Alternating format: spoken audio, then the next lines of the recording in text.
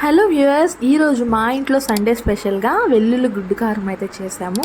దీని టేస్ట్ అయితే మామూలుగా ఉండదు. జనరల్గా ఎగ్తో ఏ ఐటెం చేసినా బాగుంటుంది, కానీ ఇలా వెల్లుల్లి గుడ్డు కారం చేసామంటే మధ్యాహ్నం మంచి ఆకలి మీద ఉన్నప్పుడు దీన్ని మొత్తం ప్లేట్ అంతా కలుపుకొని మొత్తం అన్నం లాగించేస్తాం, అంత బాగుంటుంది. ప్రాసెస్లోకి వెళ్ళిపోదాం. దానికోసం 1 స్పూన్ వరకు ఉప్పు, 2 స్పూన్ల వరకు కారం, 1 స్పూన్ వరకు జీలకర్ర, ఒక 10 మిరియాలని యాడ్ చేసుకొని ఇలా ఫైన్ పౌడర్ చేసుకోవాలి. ఇందులోన 4 స్పూన్ల వరకు వెల్లుల్లిని యాడ్ చేసుకోవాలి. వీటిని మళ్ళీ గ్రైండ్ చేసుకుంటే ఇలా పేస్ట్లా అవుతుంది. మరి పేస్ట్లా కాదు, ఇలా బరకగా అవుతుంది. దీన్ని పక్కన పెట్టేసుకొని కడాయిలో ఆయిల్లో మంచిగా వేగిన తర్వాత కరివేపాకుని, అలానే ఒక మీడియం సైజ్ ఆనియన్ని యాడ్ చేసుకొని, ఒక పచ్చిమిర్చి సరిపోతుంది కారంకి, వీటిని ఫ్రై చేసుకోవాలి.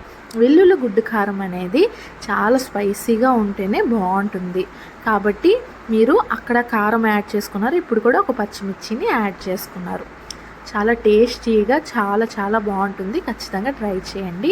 ఇప్పుడు ఆ వెల్లుల్లి కారాన్ని మనం కడాయిలో యాడ్ చేసుకొని కొంచెం ఫ్రై చేసుకొని అందులో ఒక్కొక్కటిగా గుడ్లని యాడ్ చేసుకోవాలి. నేను డైరెక్ట్గా కడాయిలో కొట్టట్లేదు, ఎందుకంటే ఈ ఎండకి గుడ్లు పాడైపోతున్నాయి కాబట్టి ముందుగా బౌల్లో గుడ్లని కొట్టి ఇలా యాడ్ చేస్తున్నాను. మూత పెట్టిన తర్వాత గుడ్లు కొంచెం మగ్గాక ఇలా తిప్పుకోవాలి.